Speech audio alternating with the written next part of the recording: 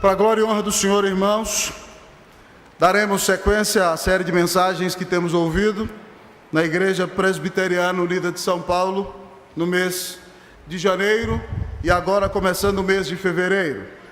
Abra sua Bíblia comigo em Jonas, no capítulo de número 4. Como bem abordou o nosso presbítero que lecionou na escola dominical, nós temos como visão que a Igreja Presbiteriana Unida de São Paulo deve ser uma igreja bíblica, unida e relevante. Nós estamos clamando a Deus por um ano de reforma, e reforma é uma atitude da igreja pela qual ela se adequa mais e mais às Escrituras. Estamos pedindo por reavivamento, que é a intervenção sobrenatural de Deus, atraindo os nossos corações a Ele. E dentro dessa temática, o tema do nosso mês é que a nossa igreja é uma igreja unida. Então, o primeiro estudo aí dos grupos pequenos foi uma pastoral que eu escrevi, está no boletim. Provavelmente eu pregue nesse texto à noite. Obviamente isso aqui é um esboço. Então, se você lidera grupo pequeno, vem à noite, ouça essa mensagem. Certamente ela vai dirigir você e abençoar o seu coração. Agora eu convido a igreja para que se coloque de pé e abra sua Bíblia lá no livro de Jonas.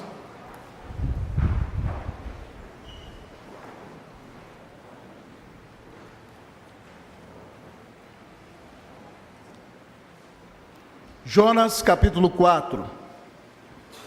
Eu começarei lendo, irmãos, no versículo de número 10 do capítulo 3.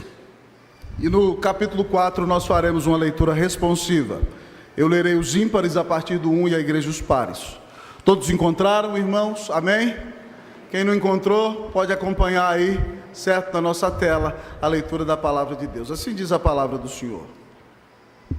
Viu Deus o que fizeram, como se converteram do seu mau caminho. E Deus se arrependeu do mal que tinha dito lhes faria e não o fez. Com isso, desgostou-se Jonas extremamente e ficou irado.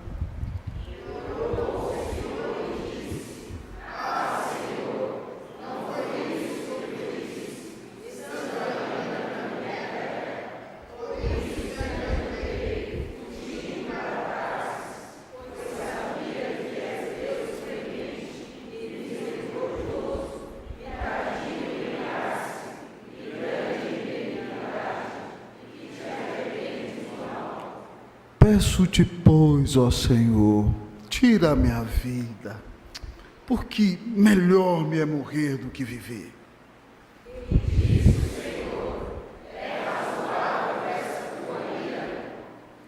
Então, Jonas saiu da cidade e assentou-se ao oriente da mesma, e ali fez uma enramada, e repousou debaixo dela à sombra, até ver o que aconteceria à cidade.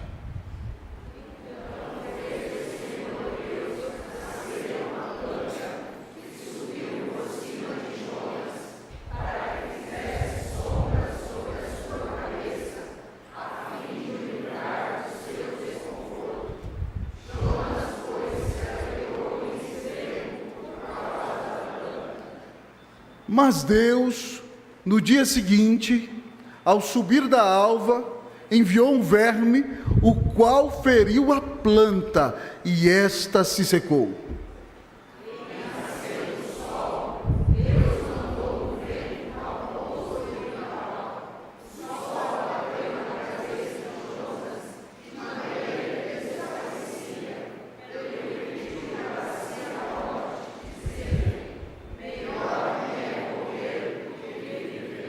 Então perguntou Deus a Jonas: é razoável essa tua ira por causa da planta? Ele respondeu: é razoável minha ira até a morte.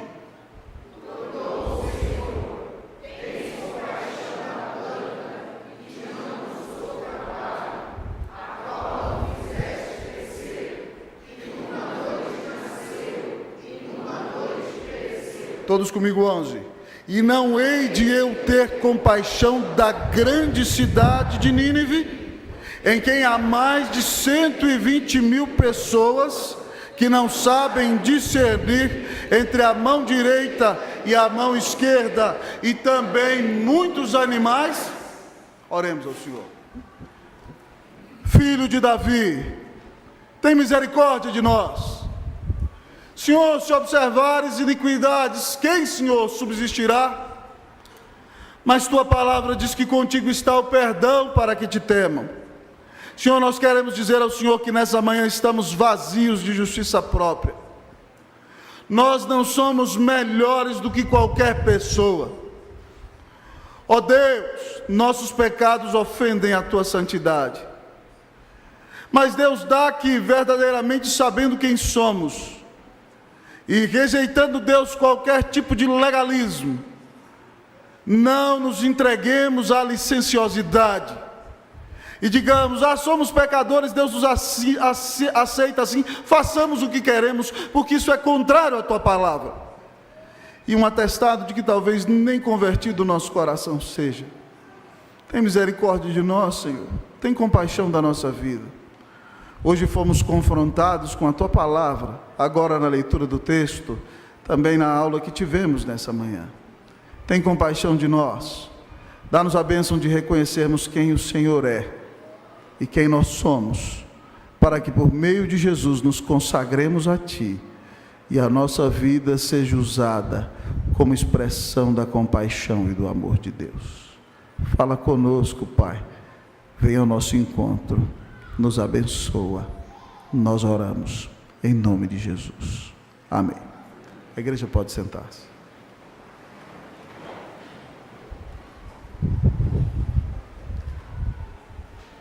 Queridos irmãos e irmãs, esse livro é sem sombra de dúvidas o livro mais missionário do Antigo Testamento.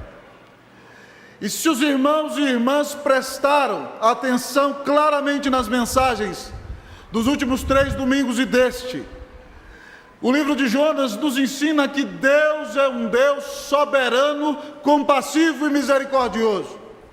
E no livro inteiro, Ele quer ensinar o seu profeta que se Deus é compassivo e misericordioso, nós que amamos e confiamos nesse Deus compassivo, misericordioso e soberano, devemos imitá-lo, a ponto, amados irmãos, de não sonegar a pregação do Evangelho a qualquer tipo de pessoa, seja no Brasil ou além dele. A todos nós devemos anunciar que somente no Redentor, preparado por Deus, o seu Filho amado Jesus, a salvação.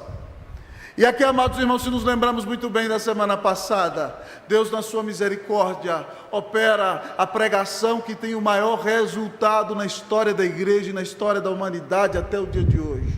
Somente num sermão, 120 mil pessoas foram convertidas ao nosso Deus. Talvez você deveria imaginar, esse pregador que foi usado para ganhar 120 mil almas num sermão só, deve ser a pessoa mais feliz da terra. Mas é totalmente o contrário que o texto nos revela. O texto nos revela que Deus teve compaixão deles. E eu já expliquei semana passada o que foi o arrependimento de Deus. Se você quiser assistir, entra lá no YouTube da Unida, propaganda do YouTube da nossa igreja para você, assista o sermão da semana passada.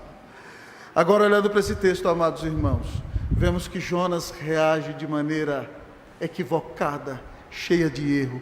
Ele fica irado quando os ninivitas são convertidos pelo Senhor.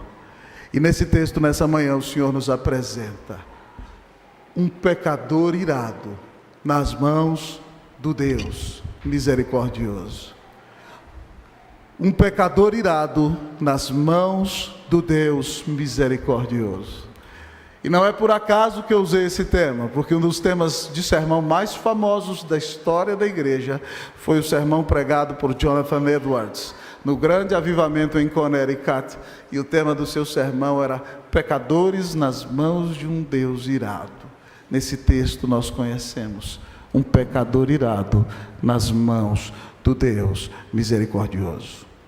E ao olhar para a palavra nessa manhã, irmãos, em primeiro lugar, o Senhor nos revela que um pecador irado nas mãos do Deus misericordioso fica irado com o Senhor. Um pecador irado nas mãos do Deus misericordioso, fica irado é com o Senhor. Vejamos os versículos de 1 a 5 do capítulo 4. Diz assim o texto: com isso desgostou-se Jonas extremamente e ficou irado. E orou ao Senhor e disse: ah, Senhor, não foi isso que eu disse estando ainda na minha terra? Por isso me adiantei fugindo para Tarsis, pois sabia que és Deus clemente e misericordioso, e tardio em irar-se, e grande em benignidade, e que te arrependes do mal. Peço-te, pois, ao Senhor, tira minha vida, porque melhor me é morrer do que viver. E disse o Senhor: é razoável essa tua ira? Então Jonas saiu da cidade e assentou-se ao oriente da mesma, e ali fez uma enramada e repousou debaixo dela à sombra, até ver o que aconteceria à cidade. Jonas, queridos irmãos e irmãs, extremamente irado com o Senhor, ele desabafa e diz: ah, Senhor, não foi isso que eu disse. Ele parte, amados irmãos, para acusação ao Deus eterno. E no tribunal de Jonas, o Deus eterno deve ser condenado por seus atributos doces e maravilhosos. Ele diz: eu deveria ter ido mesmo para Tarsis, por isso eu fugi, porque tu és Deus clemente. A ideia dessa palavra é que Deus é um Deus de graça. Ah, esse Deus, amados irmãos, Ele é o Deus que nos dá o que nós não merecemos, sua bondade, seu perdão, seu amor. Mas Ele tem outra acusação contra o Senhor: tu és misericordioso. Oh, amado irmão, Deus ser misericordioso significa que Deus não nos dá o que nós merecemos. Nós merecíamos a sua ira. Nós merecíamos que Ele viesse contra nós como um grande guerreiro, com sua lança, pronto a nos destruir enquanto grita. Mas Ele derrama a sua ira sobre Jesus e não sobre mim e sobre você. Ele é misericordioso para conosco. Mas mais do que isso, amado irmão, o texto diz que o Senhor é paciente. Aqui diz tardio em irar-se. Ah, irmãos, Deus é longânime, louvado seja o Senhor por isso, porque se Deus fosse pronto à ira, como muitos de nós que levamos o seu nome, algumas vezes somos, nós estaríamos totalmente perdidos. O texto diz que Deus é tardio em irar-se. Mas diz o texto mais, diz que o Senhor é grande. A ideia aqui de grande é que Deus é imenso em benignidade. Ah, amado irmão, essa palavra usada em benignidade significa bondade, misericórdia, graça e amor para com seu povo. Deus é o Deus que se internece para conosco, e mesmo que nós não mereçamos sua bondade, sua graça e sua compaixão, Ele soberanamente, por causa do seu maravilhoso caráter, resolve nos amar. E Jonas aqui está a condenar o Senhor, porque diz o texto que Deus se arrepende do mal. Lembre-se que Deus não é homem para que minta, nem filho do homem para que se arrependa. O que é chamado de arrependimento aqui está previsto no decreto soberano de Deus, porque a Bíblia diz que no céu está o nosso Deus, tudo Ele faz como lhe agrada. Aqui, amado irmão, é uma palavra humana, certo? Usada para tentar expressar um sentimento que só é de Deus.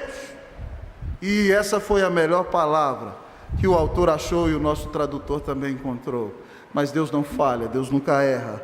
Deus, até as contingências estão previstas no decreto soberano do Senhor. E Jonas, então, irmãos, quando vê esse Deus clemente, misericordioso, paciente, imenso em amor e benignidade, um Deus que não destrói o pecador, mas diante dos nossos olhos volta atrás quando o pecador se arrepende, Jonas está tão irado que ele diz: Senhor, não vale a pena viver, já era. Peço-te, pois, ó Senhor, tira minha vida, melhor me é morrer do que viver. Jonas está tão irado que quer morrer. Ele não consegue entender como Deus pode ter misericórdia dos assírios e dos ninivitas. Irmãos, Jonas não é como Deus. Jonas não tem um coração misericordioso como o do Senhor. Jonas é um pecador cheio de falhas, mesmo tendo recebido misericórdia de Deus, mesmo não tendo perdido a sua vocação, ainda tendo pecado, ele ainda tem um coração irado, cheio de justiça própria, e ele se acha o seu próprio Deus, e melhor do que o mundo inteiro. E quando Deus não faz a vontade dele, ele então fica literalmente emburrado. Eu gostava de brincar com os irmãos lá em Brasília, que às vezes a gente encontra muito crente bicão. Como é que é o crente bicão? Ele faz assim, ó. Se você não faz o que ele quer, ele faz assim, ó. É assim, Jonas é um crente bicão. Já viu, irmão? Os filhos às vezes falam isso, né? A gente fala com eles, não pode, eles fecham a cara e vão para dentro assim, endurece.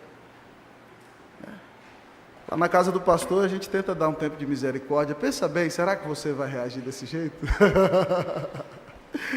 Irmãos, mas Deus não é como nós. Imagine, meu irmão, se seu filho vem falar com você: papai, como é que o senhor faz isso?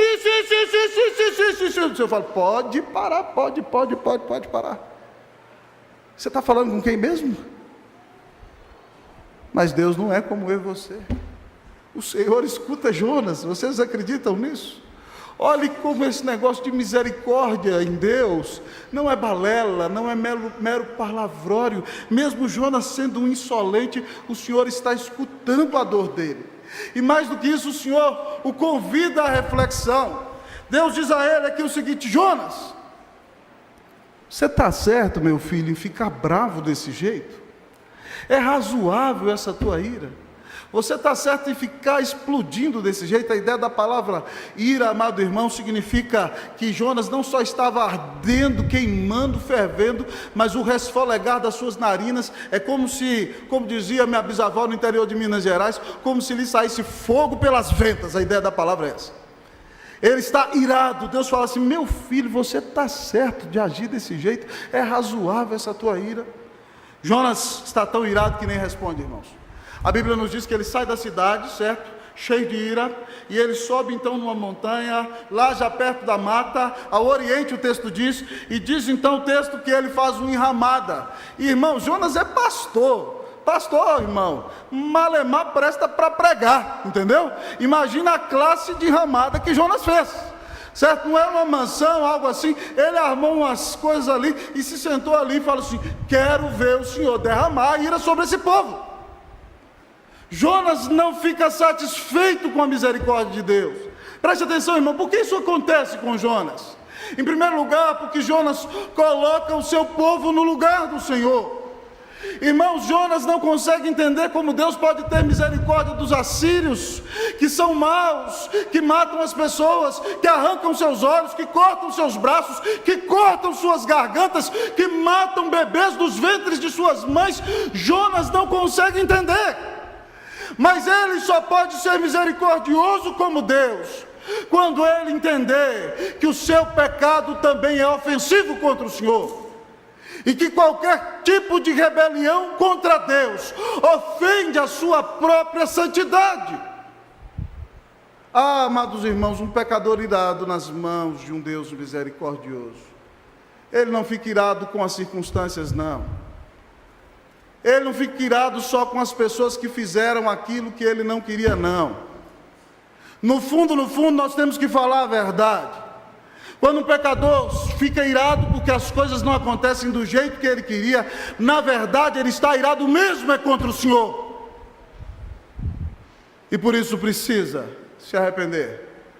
Irmãos, como não me lembrar do jovem chamado de pródigo? O irmão saiu, gastou toda a parte da sua fortuna, bebeu todo o dinheiro que tinha, se envolveu com toda a classe de prostitutas, se tornou um pobre miserável. Lá veio ele longe, demacrado. Você poderia ver os ossos se desenhando na sua pele e na sua face. E quando ele veio longe, a Bíblia nos diz, num dos versículos mais belos aos meus olhos das Escrituras, que vinha ele ainda longe, e o pai o avistou, e correndo, abraçando, o beijou. Então, amados irmãos, o pai manda colocar no anel do moço o melhor dedo, manda botar a sandália nos pés, vestir a roupa festival, e mata o novilho cevado, o boi gordo, querido irmão, querida irmã. O irmão mais velho, o primogênito, está trabalhando no campo. Quando ele volta de casa, eu gostaria que você ficasse comigo aqui no sermão, Deus está falando aqui. Ele ouve aquele alarido de festa. Judeus gostam muito de festa, irmãos. Eu não sei se vocês já viram judeus cantando. Imagina os judeus cantando e dançando. Eu imagino eles ali, Avinu Shalom Aleichem, Avinu Shalom Aleichem, cantando e fazendo festa. E ele chega e pergunta a um dos criados, o que está acontecendo aqui em casa? Eu nunca vi isso daqui. E o criado feliz da vida, seu irmão que estava morto, reviveu, estava perdido, foi achado. E o seu pai mandou matar o novilho gordo. Há uma grande restauração, a festa na casa de seu pai. E a Bíblia nos diz que aquele homem fica indignado, queridos irmãos e irmãs. Ele diz, eu é que não vou mancomunar-me com isso. Eu não entro dentro dessa casa. E o seu pai fica sabendo, querido irmão e irmã. E agora o pai que saiu para correr atrás do mais novo, sai de casa para reconciliar-se com o mais velho. E ele olha e diz o seguinte, confiado em obras, não entendeu a graça, acha que pode ser justo por si mesmo. Ele diz, pai, há tanto tempo que venho te servindo desde menino, nunca quebrei uma ordem tua. E veio esse teu filho que gastou todo o seu suor, o seu dinheiro com prostitutas, e o Senhor mata para ele um novilho cevado e nunca me deu um cabrito para que eu celebre com os meus amigos. E aí o pai olha para ele, meu filho, você sempre está comigo, tudo que é meu é seu. Nós temos que nos alegrar porque esse seu irmão estava morto e reviveu. Estava perdido e foi achado. Ah, irmão, ele não entendeu que quem crê em Jesus está na casa do Pai. E quem crê em Jesus tem os bens do Pai, a salvação do Pai, de graça a seu dispor. Só não pode ser misericordioso com outro pecador, aquele que não entende o tamanho da sua maldade e o quanto necessita de um Salvador. Você anda irado com Deus? Você anda irado com seus irmãos? Você anda irado com a sua esposa? Ou você anda irado com seu próprio pai, jovem? É porque você não entendeu que na verdade você não merece nada. Se Deus fosse me tratar como eu mereço e como você merece, a Bíblia diz que nós já estaríamos no inferno ardendo debaixo da ira eterna do Senhor. Então, reconhecendo quem nós somos, irmãos, nos arrependamos de nossos pecados. E não nos achemos mais justos e nem melhores do que ninguém. Porque se nós fomos salvos e adoramos o Senhor, é única e exclusivamente por causa da sua graça. Que você se arrependa da sua ira hoje, em nome do Senhor Jesus. Amém.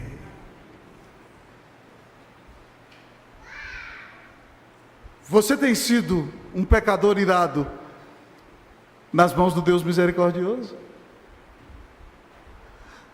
A irmã tem sido uma pecadora irada nas mãos de um Deus misericordioso?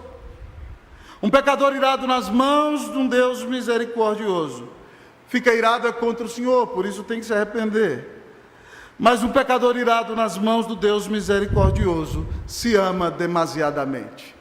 Um pecador irado nas mãos do Deus misericordioso se ama demasiadamente. Olhemos, irmãos, para o texto, versículo de número 6 até o versículo de número 9, nós leremos responsivamente. Assim diz a palavra do Senhor.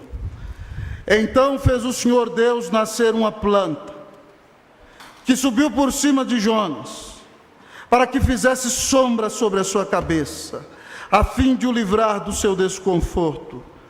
Jonas, pois, se alegrou em extremo por causa da planta. Vocês, queridos irmãos e irmãs.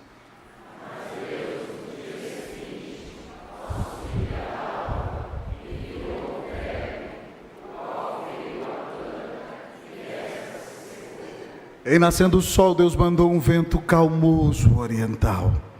O sol bateu na cabeça de Jonas, de maneira que desfalecia, pelo que pediu para si a morte, dizendo: melhor me é morrer do que viver.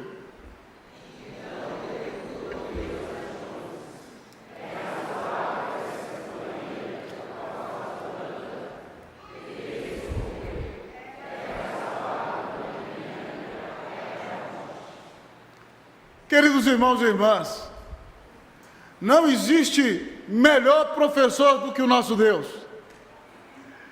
Ele, quando quer ensinar o pecador, amado irmão, ele o envolve de uma maneira tal, de forma que o seu ensino se torna claro, e a sua verdade para nós se revela como um espelho, de maneira que diante da sua palavra, nós não podemos deixar de reconhecer quem de fato nós somos. Amados irmãos, o texto nos conta como Deus mostra a Jonas quem ele é. A Bíblia nos diz, irmãos, que o Senhor Deus fez nascer uma planta. Aquele lugar é quente, amado irmão, e Jonas está ali diante daquele sol, e a planta cresceu de uma maneira milagrosa, irmãos. Nenhuma planta cresce assim de um dia para o outro. Alguns autores acreditam que pode ser um mamoneiro, amados irmãos, ou até um pé de abóbora que cresceu ali, rapidamente, num instante. A Bíblia diz que o Senhor fez nascer uma planta, e ela subiu, cresceu, e cobriu a enramada de Jonas, certo? E fez sombra sobre a cabeça dele, porque Jonas era parecido com o pastor de vocês até nisso, lhe faltava cabelo. Ele tinha pouco volume capilar, e o sol batia mais forte na cabeça dele, porque era difícil. Então, amado irmão, diz que Deus quis aliviá-lo e livrá-lo do seu desconforto. Ele é um rebelde, está batendo a porta de casa contra o seu Pai Celestial, e ainda assim o Pai tem misericórdia dele e o ensina. E aí então aquela planta cresceu, e aí o texto diz que Jonas, pois, se alegrou em extremo por causa da planta. Se a Bíblia não dissesse, irmãos, que Jonas era judeu, eu sinceramente diria para você que ele é brasileiro. Porque é provavelmente um dos profetas, né, usando um termo da nossa linguagem do povo brasileiro, mais coração na ponta da chuteira que eu conheço. É impressionante. Olha como é que o capítulo começa. Desgostou-se extremamente. Fique ligado, irmão, nessas nuances do hebraico. Isso é Deus mostrando que é ressaltado. Aí depois aparece daqui, Deus é grande em misericórdia. Jonas, grande ira, Deus grande em misericórdia. Aí agora que Deus providencia para ele uma planta, o texto diz aqui, olha, fique ligado, Jonas se alegrou em extremo. O texto está mostrando claramente a hipocrisia de Jonas, irmãos. Que Jonas não pode se alegrar com a salvação de um perdido, mas fica numa alegria descomunal, incomparável, porque o sol parou de bater na cabeça dele. Emoções assim, ó, lá em cima e lá embaixo, né? Impressionante, parece uma montanha russa. E aí o texto diz, qualquer semelhança é mera coincidência, tá bom, irmão? E aqui o texto diz para nós, mas que Deus quer ensiná-lo. Deus não quer deixá-lo somente como um egoísta que só pensa em si mesmo e acha que somente a sua vontade deve ser feita e que Deus existe para servi-lo. Está quase como algumas igrejas dizendo para o Senhor, Senhor, eu decreto isso e isso para o Senhor. Que maluquice é essa? Isso não existe. Deus é Deus e nós somos pecadores. Pois bem, o texto nos diz, irmãos, que no dia seguinte, o Senhor, quando nasceu o sol, fez passar por ali um vermezinho. Imagina o vermezinho passando por ali, né? Imagina o vermezinho, e aí o vermezinho estava com fome e viu aquela planta que cresceu como um milagre. E a Bíblia diz que ele mordeu bem ali na raiz. E sabe o que aconteceu? A planta murchou, num segundo, diz o texto. E aí, amados irmãos, acabou a alegria de Jonas, sabe por quê? Porque diz o texto no versículo 8 que Deus mandou um vento calmoso. Se você ler isso aqui desavisado, alguém vai falar, nossa, mas um vento calmo e ele fica bravo desse jeito. Não, irmão, a ideia de vento calmoso aqui é um vento mormacento, é um vento quente, e o sol naquela região, irmãos, ali aquela região onde está o Iraque, certo? Uma parte do Iraque, o sol quente, um vento mormacento, e Jonas agora, irmão, está sentindo o sol da disciplina de Deus queimando na cabeça dele, e quando vem o sol da disciplina de Deus, nós pecadores já não aguentamos, por isso o ser humano vai sofrer muito na ira eterna diante do Senhor. E diz o texto que isso aconteceu com Jonas, e ele desfalecia. Sol quente, vento mormacento, o desejo dele não se realizava. Ele diz, Deus me mata logo, eu não aguento isso, está dando tudo errado para mim, por que o Senhor não acaba logo com a minha vida? Melhor me morrer do que viver. Esse homem é pregador, irmãos, misericórdia. E diz o texto que Deus olhou para ele. Olha a doçura do Senhor. Deus é doce do texto. Então perguntou o Senhor a Jonas: Jonas, a ideia do texto é esse: é razoável? A tradução é boa assim: Jonas, você está certo, meu filho, em ficar bravo desse jeito? É razoável essa tua ira por causa da planta? Preste atenção no que Deus está fazendo aqui, irmão. Deus mostra para Jonas o quanto ele é hipócrita, que ele não tem misericórdia de pecadores que estão longe de Deus, correndo o risco de experimentar a ira do Senhor, e fica irado quando a plantinha de estimação dele morre. Que absurdo, amados irmãos! Mas ele ainda está endurecido. Ele diz: é razoável minha ira até a morte. Queridos irmãos e irmãs, será que muitas vezes nós não somos como Jonas? Será que nós, muitas vezes, não saímos por aí batendo o pé e dizendo: por que Deus não me ama, não faz o que me quer e não me agrada? Como se fôssemos meninos birrentos, revoltados contra o seu pai. Um pecador só fica irado em qualquer circunstância da sua vida, e principalmente com o seu Deus. Sabe por quê? Porque ele é um idólatra. Porque ele se coloca a si mesmo no lugar de Deus, porque ele se ama demasiadamente. Deus mostrou para Jonas: Jonas, o seu problema não é só o povo judeu, o seu problema é que você se ama mais do que tudo, e você acha que eu tenho que satisfazer todos os seus caprichos.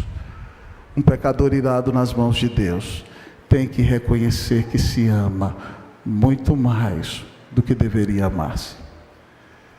Irmão, certa feita eu li um livro do Dr. Stuart Olyott. Dr. Stuart Olyott, para mim, é um dos maiores pregadores no mundo da atualidade. É um galês, calvinista, que prega com muita clareza e simplicidade. Se estivesse pregando aqui, você veria doutrina reformada densa, mas eu acho que você talvez estaria rindo do começo ao fim. E Dr. Stuart Olyott contou no seu livro que certa feita ele se mudou para uma rua. E havia um irmão membro da sua igreja, que tinha um irmão que morava naquela rua. E aí o irmão chegou para ele e falou assim: pastor, o senhor mudou para a rua tal? Pastor, mudei para a casa 20. Eu tenho um irmão que mora lá naquela rua. Qual casa que ele mora? Eu não sei. Ele falou assim: ué, mas como é que você sabe? Talvez você não saiba o número, mas é no começo, no meio da rua, no fim? Não, pastor, eu não sei. Mas você não sabe onde seu irmão mora? Ele: não, pastor. No final da guerra, em 1945, nós brigamos, nós tivemos um problema sério, e agora nós já estamos em 1965, e tem 20 anos que eu nem sequer falo com meu irmão. E o pastor virou para ele e falou assim: mas por que vocês brigaram?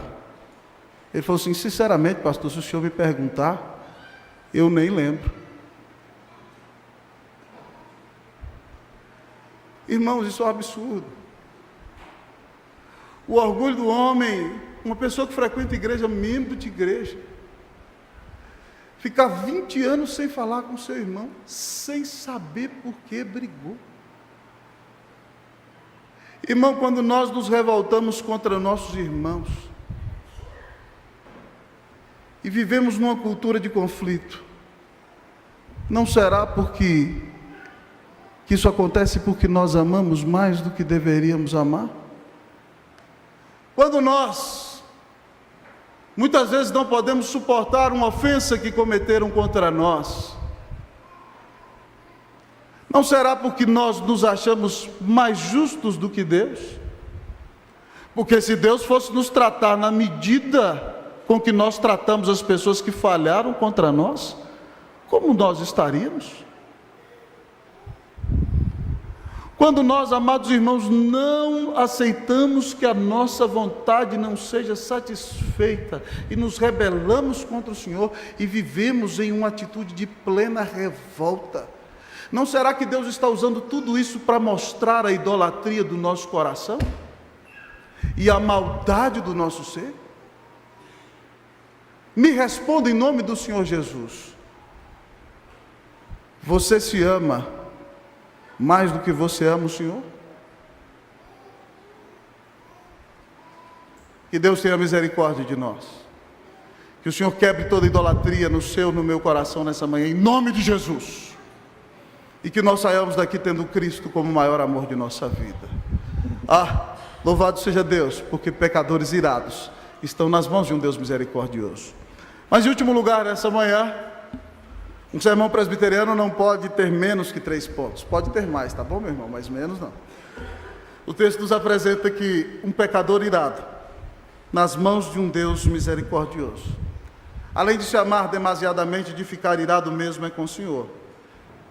Um pecador irado nas mãos do Deus misericordioso aprende a misericórdia de Deus. Um pecador irado nas mãos do Deus misericordioso aprende a misericórdia de Deus. Está vendo, filho? Foi igual ao outro sermão. Segundo sermão de Jonas que eu preguei aqui, irmãos, meu filho virou para mim no final: nossa, papai, hoje o sermão bateu, achei que eu ia sair cambaleando. Quando chegou o terceiro ponto, eu disse: glória a Deus, louvado seja o nome do Senhor. Meu filho, mesma coisa, louvado seja o nome do Senhor. O texto diz que nós podemos aprender a misericórdia de Deus. Versículo de número 10 e 11. Eu vou ler o 10 e a igreja o 11. Tornou o Senhor: tens compaixão da planta, que te não custou trabalho, a qual não fizeste crescer, que numa noite nasceu, e numa noite pereceu. Vocês, irmãos.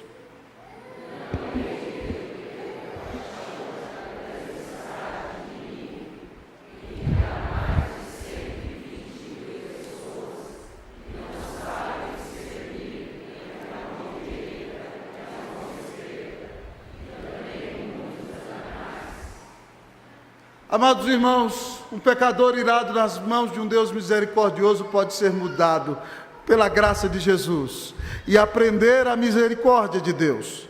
O texto nos diz que o Senhor então conversa com Jonas e diz: Jonas, vamos prestar atenção nas coisas, meu filho. Jonas agora aprendeu quem ele é. O Senhor foi claro, de maneira que ele já não está mais agora expressando sua ira. O Senhor diz para ele: Jonas, meu filho, você tem compaixão de uma planta que você não plantou, você não regou, você não adubou, certo? Nasceu num dia, morreu no outro, e você não fez ela crescer, e eu, o Deus misericordioso, não vou ter misericórdia da grande, aqui eu gosto do grande, irmão, fique ligado no judeu, grande ira de Jonas, alegria extrema, grande misericórdia de Deus, grande é a cidade de Nínive que não pode ser perdida. Deus tem um grande amor, e Deus ama os pecadores e os tem em alta conta, por isso quer converter o coração deles. Em que há mais de 120 mil pessoas que não sabem discernir entre a mão direita e a mão esquerda, e muitos animais. Irmãos, alguns intérpretes acham que Jonas está dizendo que Deus está falando para Jonas que tinham 120 mil crianças na cidade de Nínive. Eu acredito que não. Apesar de ser a cidade mais antiga da história da humanidade, nós não vemos tantos registros de cidades com milhões e milhões de habitantes assim no mundo antigo. Eu acredito que aqui o Senhor está usando com força de expressão uma figura de linguagem, para dizer que os 120 mil pessoas, que pelo menos os que moram dentro da muralha, porque tem os que moram fora, certo? Eles não sabem discernir entre a mão direita e a mão esquerda. Eles não sabiam literalmente nada sobre o Senhor, nada sobre a sua salvação, nada sobre o seu perdão, nada sobre o seu evangelho. Mas fique comigo aqui, meu irmão, não solte a mão do seu pastor na caminhada ao ouvir o evangelho do Senhor. Sabe por quê? Porque Deus está ensinando para Jonas que nós temos que ter prioridade. É óbvio que Deus ama a sua criação, irmãos, as suas florestas que revelam a sua glória. É óbvio que Deus ama os animais que Ele criou para a sua glória. Mas se nós prestarmos atenção numa escala de valores, Deus ama toda a criação. Deus ama mais a humanidade. E Deus ama mesmo o seu povo eleito, a ponto de dar seu filho na cruz para morrer por ele. E Deus está ensinando a Jonas aqui a ter prioridade. Deus diz para Jonas, sabe o que? Assim fala: Jonas, filho, animais, primeira coisa que Deus ensina, valem mais do que plantas. Certo? Plantas são muito importantes para nos manterem vivos e nós temos que cuidar muito bem delas. Esse planeta está sendo destruído. Mas nos valores de Deus, animais têm mais valor do que plantas. Mas Jonas, fique ligado aqui comigo, meu filho. seres humanos têm mais valor do que plantas e animais. Irmãos, eu louvo a Deus, em Brasília tem muito isso, e aqui na região em que moramos, ali perto do Mackenzie, também tem bastante. Hoje as pessoas cuidam muito bem de seus animais, mas eu fico pensando, amado irmão, se algumas vezes nós passarmos na rua e o cachorrinho de uma senhora ou de uma senhorita muito elegante vier e urinar no nosso pé, se nós repreendermos o cachorro, eu tenho a impressão de que nós talvez vamos ser presos.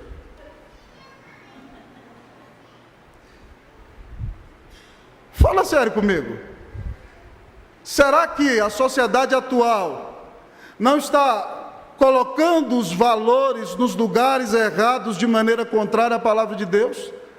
Pense bem, se houver um incêndio na sua casa e você tiver uma plantinha de estimação, uma violeta, que você cuidou dela, tão linda, certo? E tiver ali o seu cachorrinho e tiver um bebê, se você entrar no incêndio, quem que você vai tirar de lá? Ah, pastor, que pergunta mais sem noção essa? Será? Irmãos, Deus está ensinando que nós temos que ser misericordiosos com os pecadores. Sabe por quê? Porque Ele foi misericordioso para conosco. A Bíblia diz em João 3,16 que Deus amou ao mundo de tal maneira que deu o seu Filho unigênito, para que todo aquele que nele crê não pereça, mas tenha vida eterna. Cristo morreu para salvar pecadores. Será que nós estamos dando valor à vida dos pecadores, como nós damos valor à vida dos nossos animais, dos quais temos a responsabilidade de cuidar? Sabia? Não é errado. Mas você tem valorizado os pecadores que estão próximos a você, a ponto de falar do Senhor Jesus para eles? Ah, pastor, tem gente lá em casa que nunca ouviu o Evangelho, mas se eu falar de Jesus, a confusão vai reinar. Então deixa que eles vejam aí que eu vou para a igreja, e para que criar confusão? Afinal de contas, nós vivemos na pós-modernidade, ninguém tem direito de dizer ao outro o que de fato é verdade. Se você está com esse discurso, por favor, comece a ler esse livro aqui, tá bom? Você precisa aprender a ler esse livro aqui, porque esse livro aqui é a verdade, ainda diz que Jesus é a verdade, o caminho, a verdade e a vida. E nós não nos guiamos pelos tempos, nós nos guiamos pelo Senhor e pela sua palavra. Meu irmão, pare de amar-se tão demasiadamente a ponto de deixar uma alma caminhar a passos largos para o inferno, porque você se ama tanto que não tem coragem de falar de Jesus para essa pessoa. Você já parou para pensar que aquela pessoa que essa semana estava lá na sua repartição pública, chorando desesperadamente e precisando de uma palavra de ânimo e de oração, chorou na sua frente, e que foi uma oportunidade para que você se aproximasse dela e dissesse: eu estou aqui ao seu dispor para que você precisar? E sinceramente eu posso orar pela sua vida. Será que nós temos misericórdia dos pecadores, irmãos? Você sinceramente ouviu aqui nessa manhã, enquanto na aula abençoada e provocativa que tivemos nessa manhã, irmãos, muitas vezes nós ouvimos a palavra e parece que a palavra vai nos apertando assim, revelando quem nós somos. Você se preocupa com a salvação do vizinho que mora no seu prédio? Você se preocupa com o destino eterno do seu colega de trabalho? Você verdadeiramente se preocupa com os rumos da cidade em que você está?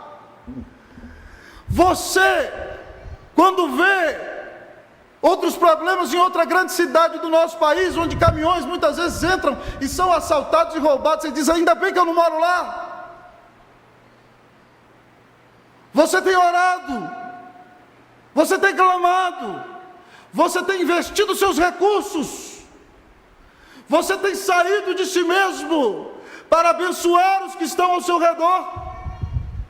Irmãos, esse livro veio para nos mostrar que Deus é compassivo, e que se nós somos filhos de Deus, nós também temos que ser compassivos, e que nós temos que tirar a nossa roupa de intocáveis, e pela graça de Deus e por amor aos pecadores, dizer a eles que eles não têm esperança, se não crerem que Jesus Cristo é o Filho de Deus, que morreu na cruz para pagar os seus pecados, mas que se eles se arrependem da vida que levam, e creem que Jesus é o único mediador entre Deus e os homens, aquele que pagou com sua cara a vida na cruz pelos meus pecados e pelos pecados do seu povo, todo aquele que crer nesse Senhor maravilhoso será salvo. Meu irmão, em nome de Cristo Jesus, que nós aprendamos que Deus é misericordioso, mas mais do que isso, que nós nos tornemos misericordiosos como Deus, e paremos de viver para nós mesmos, e vivamos para anunciar aquele que deu sua vida na cruz por amor de nós, porque somente por meio dele, pecadores podem ser reconciliados com Deus. Ao final da exposição desse livro, talvez você me diga: e aí, pastor? O senhor já falou para crer em Jesus no sermão, e agora? O que eu devo fazer na prática? Implicações práticas do livro. Dever de casa para você. Se quiser, pode anotar. Primeira delas: se Deus é soberano mesmo, nós não somos donos da nossa vida. Você não pode viver conforme o seu bel prazer. Você tem que viver para obedecer. Se Cristo morreu por você, preste atenção, você não se pertence mais. É como uma atriz que a gente via na televisão antigamente, né? Isso já não te pertence mais. Então, você já não se pertence mais. Obedeça, pare de viver para você, viva para o Senhor. Segunda implicação: se Deus te quebrantar, se arrependa, quebrante-se e humilhe-se na presença do Senhor. Já que Deus é compassivo e quer salvar seu povo, diga para Deus: Senhor, usa a minha vida, eu quero ser uma bênção em tuas mãos. E já que Deus é bondoso e misericordioso com o pecador, pare de se achar bom, se humilhe na presença do Senhor e seja mais misericordioso com as pessoas que estão ao seu redor. Que o Senhor tenha compaixão de nós.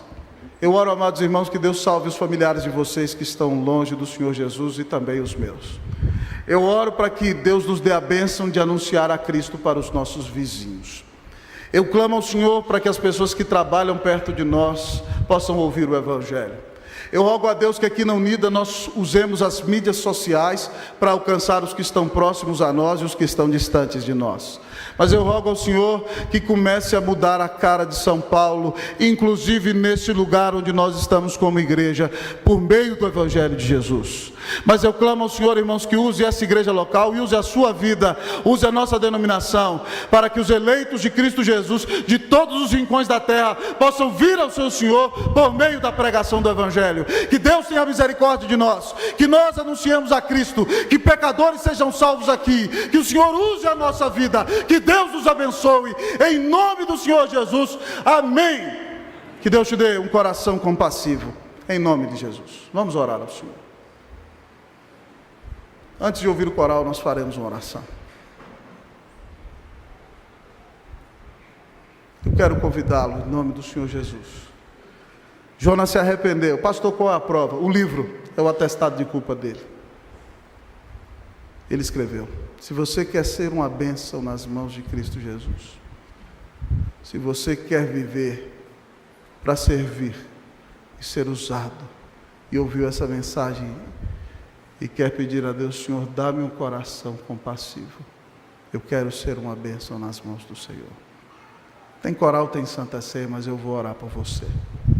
Em nome do Senhor Jesus, se você quer oferecer sua vida a Deus, dizendo: Senhor, eu quero ser uma bênção em tuas mãos, eu quero orar por você. Sai do seu lugar, venha aqui à frente em nome do Senhor Jesus. Pode vir, venha logo, pode vir aqui. Eu convido toda a igreja a ficar de pé. Pode sair do seu lugar dizendo: Senhor, eu estou consagrando a minha vida para ser uma bênção em tuas mãos. Venha aqui à frente. Obrigado, meu presbítero. Sai do seu lugar, venha aqui à frente, aqui. Vir à frente não salva, certo? Quem salva é só Jesus, diz um hino do nosso irário. Mas você está dizendo: Deus, eu estou disposto a ouvir essa mensagem, quero me consagrar ao Senhor. Por favor, venha à frente para dar lugar a quem vem atrás. Dizendo: eu quero consagrar a minha vida, eu quero ser uma bênção, eu quero viver para o Senhor mais do que vivo para mim mesmo. Por favor, chegue mais para frente. Irmão, venha logo. Aqui nessa igreja nós não fazemos apelo apelativo. Sabe por quê? Porque Jesus não precisa nem desse pregador que está aqui no púlpito, nem de ninguém que está aqui nesse rebanho. Somos nós que precisamos dele. Então, por favor, chegue para cá. Chegue para cá. Feche os seus olhos. Diga: Senhor, tem misericórdia de mim. Filho de Davi, tem misericórdia da minha vida. usa a minha vida. Pai, eu estou aqui orando pelos meus irmãos, mas o Senhor sabe que o meu coração está aqui embaixo com eles. E Senhor, nós te pedimos perdão. Te pedimos perdão quando nós queremos tornar a terra no céu. E quando nós queremos fazer o paraíso ao nosso redor, entendendo que nós não chegamos em casa ainda, mesmo assim, nós atuamos como se fôssemos nossos próprios redentores. E agimos como se o Senhor fosse o nosso serviçal, que tem a obrigação de fazer bem a nós. Por favor, Pai, nos perdoa. Tem misericórdia de nós. Pai, eu quero te pedir perdão por todas as vezes na minha vida que eu fiquei irado com o que o Senhor estava fazendo. Que eu fiquei chateado, Deus, ó Pai, e tentei resistir à tua vontade. Mas não sou só eu que peço perdão por isso. Meus irmãos também estão pedindo. Perdoa-nos, Deus, por nos amarmos demais. E muito obrigado por não desistir de nós. Pai do céu, usa esses homens e mulheres que disseram: Senhor, eu estou aqui. Pai, eu quero te pedir que o Senhor levante aqui esses homens e mulheres como testemunhas vivas do Senhor. Pai, abre a boca deles para anunciar a Cristo Jesus essa semana. Dá a eles graça, Deus, de mandar mensagens da tua palavra para quem não te conhece. Dá a eles a bênção, Deus, de levar pessoas a ouvir a tua palavra, Deus, ó Pai, seja na internet ou convidando para vir aqui à igreja. Dá a eles a bênção de ler a palavra em casa quando o Senhor der oportunidade. Dá a elas e eles a bênção, Deus, ó Pai, de ser uma testemunha viva na tua presença. Dá a nós, como igreja unida, o coração compassivo, para não querermos ser cristãos que são servidos, mas que coloquemos a nossa vida ao teu serviço e ao teu dispor. A Deus, abençoa a nossa vida. Nós queremos te obedecer, nós queremos te servir, nós consagramos a nossa vida a ti. Reaviva-nos, Senhor, em nome de Jesus, e dá-nos alma, Senhor, dá-nos aqueles pelos quais Cristo morreu. Enche essa tua igreja dos teus eleitos e usa a nossa vida para que muitos conheçam a Jesus. Isso te pedimos, Pai, em nome do Senhor Jesus. Amém. Amém. Amém. Deus abençoe, meu irmão. Diga para o seu irmão aí, coragem, para o seu irmão que está do seu lado, né? Dê um abraço nele, diga que Deus te abençoe, em nome do Senhor Jesus.